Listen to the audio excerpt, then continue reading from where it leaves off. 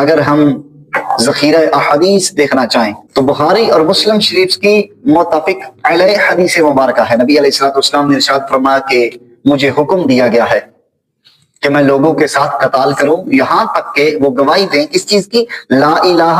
الا اللہ محمد رسول اللہ۔ مکمل کلمہ طیبہ احادیث میں مکمل طور پر انہی الفاظ کے ساتھ کوئی 1 2 3 جگہوں پہ نہیں، بے شمار جگہوں پہ موجود ہے۔ بلکہ نبی علیہ الصلوۃ والسلام جس وقت دیگر ممالک اور دیگر قبائل کے سرداروں کو خط لکھا کرتے تھے دینی اسلام کی دعوت کے لیے، تو اس کے شروع کے اندر لا الہ الا اللہ محمد رسول اللہ اس چیز کی باقاعدہ دعوت ہوتی تھی اور انہی کلمات کے ساتھ ہوتی تھی۔ اور سیرت ابن حشام میں یہ بات لکھی ہے کہ حضرت سیدنا علی المرتضیٰ شیر خدا کرم اللہ تعالی وجہہ الکریم، حضرت سیدنا معاذ بن جبل رضی اللہ تعالی عنہ اور دیگر کئی صحابہ کرام جن کو نبی علیہ الصلوۃ والسلام دوسرے علاقوں میں لوگوں کو دین اسلام کی تبلیغ کی غرض سے بھیجا کرتے تھے، وہ صحابہ وہاں پہ جاتے اور لوگوں سے یہی بات کہا کرتے تھے، قولو لا الہ الا اللہ محمد رسول اللہ تفلحو، کہ تم کہو کہ اللہ کے سوا کوئی عبادت کے لائق نہیں، کوئی الہ نہیں، محمد رسول اللہ اور حضرت محمد صلی اللہ علیہ وآلہ وسلم اللہ کے رسول ہیں، تفلحو تو پس تم فلاح پا جاؤ گے، کامیاب ہو جاؤ گے۔ تو قرآن مجید فرقان حمید کے اندر بھی یہ کلمات طیبات متفرق طور پر موجود ہیں، اور کئی ایک احادیث کے اندر بھی یہی کلمات طیبات موجود ہیں۔ اور پھر صحابہ کرام علیہم الرضوان کا بھی یہی وتیرہ تھا کہ وہ جب لوگوں کو اسلام کی دعوت دیتے تھے تو لا الہ الا اللہ محمد رسول اللہ کے الفاظ کے ساتھ ہی دیتے تھے، یعنی کہ دائرہ اسلام کے اندر داخل ہونے کے لیے قول کے لحاظ سے جس چیز کا اقرار ضروری ہے وہ اقرار کلمہ طیبہ ہے، اور پھر دل کے ساتھ اس چیز پہ ایمان اور یقین رکھنا، اس کو صدقے دل سے ماننا، یہی تو ایمان ہے۔ اور اگر کوئی کہے کہ بھائی کلمہ طیبہ کا نام کہاں پہ نام دکھاؤ، تو قرآن مجید فرقان حمید کا پارہ نمبر 13 سورہ ابراہیم آیت نمبر 24 کے اندر اللہ کریم کی ذات نے ارشاد فرمایا، الم تر کیف ضرب اللہ مثلا کلمۃ طیبہ، کلمۃ طیبہ، یہ الفاظ بعین ہی قرآن مجید فرقان حمید کی اس سورہ ابراہیم پارہ نمبر 13 کی آیت نمبر 24 میں موجود ہیں، اور یہاں پہ بات بھی لا الہ الا اللہ محمد رسول اللہ ہی کی ہو رہی ہے کہ الم تر کیف ضرب اللہ مثلا کلمۃ طیبۃ کشجرۃ طیبۃ اصلها ثابت وفرعها فی السماء، کیا تم نے نہ دیکھا کہ اللہ نے کیسی مثال بیان فرمائی کلمہ طیبہ کی، جیسے پاکیزہ درخت جس کی شاخیں آسمان تک پہنچ رہی ہے۔ تو کلمہ طیبہ کی مثال اللہ نے اس طرح بیان فرمائی، اور انہی الفاظ کو قرآن مجید فرقان حمید کے اندر ذکر فرمایا۔ تو کلمہ طیبہ کا نام بھی قرآن میں موجود ہے، متفرق طور پر بھی کلمہ طیبہ قرآن میں موجود ہے، اور احادیث کے کثیر ذخیرہ بخاری، مسلم، ترمذی شریف، دیگر کئی احادیث کی کتابوں کے اندر کلمات طیبات یعنی کہ کلمہ طیبہ لا الہ الا اللہ محمد رسول اللہ ایک ساتھ مذکور ہے، اور شروع سے لے کر کے آج تک امت کا اسی کے اوپر اجماع ہے۔ اسلام کے جو شعار ہیں، اذان پڑھی جاتی ہے، اسلام کا شعار ہے، اس کے اندر بھی کلمہ طیبہ کے دونوں حصے موجود ہیں، اشہد ان لا الہ الا اللہ اور اشہد ان محمد رسول اللہ، دونوں کلمات اذان کے اندر بھی موجود ہیں۔ نماز پڑھی جاتی ہے، نماز کے اندر بھی تشہد کے اندر اشہد ان لا الہ الا اللہ و اشہد ان محمد عبدہ و رسولہ، یہی کلمہ شہادت اس میں بھی موجود ہے۔ اور پھر نکاح کے موقع کے اوپر قاضی جس کا نکاح پڑھانا مقصود ہو اسے کلمہ طیبہ یا سنتا ہے یا پڑھاتا ہے، تو اس میں بھی یہ دونوں چیزیں مذکور ہیں۔ اور الحمدللہ امت کے تمام مکاتب فکر کا اس چیز کے اوپر اجماع موجود ہے۔ قرآن کی تفاسیر اٹھا کے دیکھیں، احادیث کا ذخیرہ اٹھا کے دیکھیں۔ اچھا، کچھ اعتراضات کرنے والے یہاں اس بنیاد پہ بھی اعتراض کرتے ہیں کہ جناب احادیث تو مشکوک ہیں،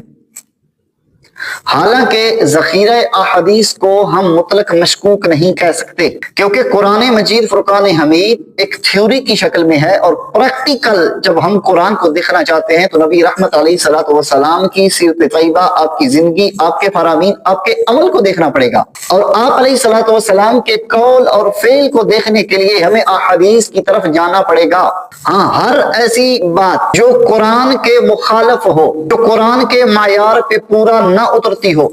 اگر اسے کسی نے حدیث کا نام دیا ہے تو وہ حدیث نہیں ہے۔ جو چیز قرآن کے بالکل مطابق آئے، قرآن کی ہی تفسیر ہو اور محدثین نے اس پہ اجماع کیا ہو، وہ چیز شک کرنے کے قابل نہیں بلکہ یقین کے لیے ضروری ہے۔ مثال کے طور پہ قرآن مجید فرقان حمید کے اندر کثیر مقامات پہ اللہ کریم کی ذات نے نماز کو قائم کرنے کا حکم دیا، وَأَقِیمُوا الصَّلَاةَ وَأَقِیمُوا الصَّلَاةَ وَأَقِیمُوا الصَّلَاةَ، اور رکوع اور سجود کا ذکر بھی ہوا، لیکن نماز کا مکمل پریکٹیکل طریقہ، عملی طریقہ قرآن مجید فرقان حمید کے اندر کہیں سے بھی نہیں ملتا۔ اگر اعتراضات کرنے والوں کے ان اعتراضات کو ہم دیکھیں کہ جس طرح وہ کلمہ پہ اعتراض کرتے ہیں کہ کلمہ طیبہ، اسی طرح وہ کل کلام پر نماز پہ اعتراض کر دیں گے، کہیں گے جی قرآن میں تو نماز کا صرف قائم کرنے کا حکم دیا گیا ہے، طریقہ نہیں لکھا گیا، تو جو طریقہ آپ اختیار کر رہے ہو یہ قرآن سے دکھاؤ یا نماز چھوڑ دو، یا کسی اور چیز کو وہ نماز کا نام دے دیں گے۔ تو جب ہم قرآن کی اس آیت، قرآن کے اس حکم پہ عمل کرنا چاہتے ہیں نماز کے قائم کرنے پر، تو ہمیں احادیث کی طرف جانا پڑے گا، نبی علیہ الصلوۃ والسلام کی سیرت سے، آپ کے فعل سے، آپ کے عمل سے رہنمائی لینی پڑے گی۔ اسی طرح کلمہ طیبہ، تو بہرحال ان لوگوں کے بہکاوے کے اندر نہیں آنا۔ یہ وہ لوگ ہوتے ہیں جو اسلام کے دشمن ہیں اور اسلام کا لبادہ اوڑھ کر کے امت کے مسلمانوں کو، نوجوانوں کو خصوصی طور پر اور بچوں کو، یاد رکھیں ان لوگوں کا ٹارگٹ کچے ذہن کے بچے ہوتے ہیں۔ یہ بچوں کے ذہنوں میں شکوک و شبہات والی باتیں ڈالتے ہیں، اس لیے تاکہ کچا ذہن ہے وہاں شک کا بیج بو دیا جائے، جو وہ بچہ بڑا ہوتا ہے تو وہ شک اور مضبوطی پکڑتا جاتا ہے اور پروان چڑھتا جاتا ہے۔ پھر ایک وقت آتا ہے کہ یہی فتنے، یہی اسلام دشمن طاقتیں الفاظ کے ہیر پھیر کے ساتھ ان ذہنوں کو اپنی طرف موڑ لیتی ہیں، اور یوں بندہ دین کے راستے سے بہک جاتا ہے۔ تو دین اسلام کے ساتھ اپنا رشتہ مضبوط رکھیں، صرف نام کے مسلمان مت بنیں کہ ہم مسلمانوں کے گھر پیدا ہو گئے، ہمارا اسلامی نام رکھا گیا، اب ہم مسلمان ہیں، بلکہ اسلام کو اپنی ذات پہ نافذ کریں، اور ایمان اس حد تک مضبوط ہونا چاہیے کہ دنیا کی کوئی بھی طاقت آپ کے ایمان کے اوپر وار کرے، آپ کے ایمان کو تباہ کرنا چاہے تو آپ اس کو منہ توڑ جواب دے سکیں، اور اللہ رب العالمین کی ذات سے یہ دعا بھی کرنی چاہیے کہ خالق کائنات ہمارے ایمانوں کو ان فتنوں سے محفوظ فرمائے۔ یہ ایسے حقائق ہیں جو کسی سے چھپے ہوئے نہیں ہیں، اور قرآن مجید فرقان حمید میں بھی بحمدللہ تعالی یہ تمام چیزیں موجود ہیں۔ اگر اس کے باوجود بھی کوئی شخص کلمہ طیبہ پہ اعتراض کرتا ہے تو یقین مانیں وہ شخص اسلام دشمن شخص ہے، وہ شخص مسلمان ہے ہی نہیں۔ اگر وہ خود کو مسلمان ظاہر کرتا ہے تو اس نے صرف اسلام کا لبادہ اوڑھا ہوا ہے،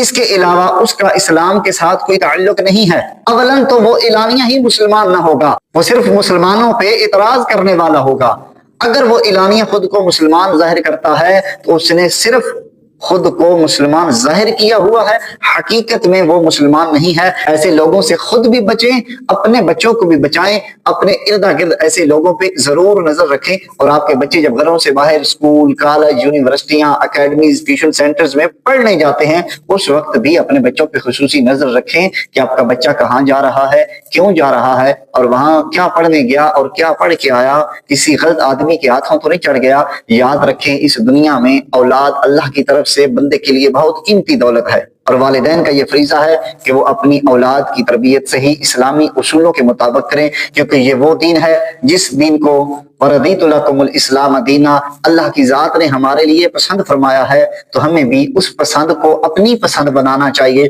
جو پسند اللہ کی پسند ہے۔ خالق کائنات کی بلند و بالا بارگاہ کے اندر دعا ہے کہ اللہ کریم کی ذات ہمیں اور ہماری نسلوں کو ان فتنوں سے محفوظ فرمائے، اور ہمیں ایمان کامل زندگی میں بھی عطا فرمائے، اور مرتے وقت بھی ہمیں کامل ایمان کے ساتھ شہادت کی موت عطا فرمائے۔ وَمَا عَلِيَّ إِلَّا الْبَلَاغُ الْمُبِينُ۔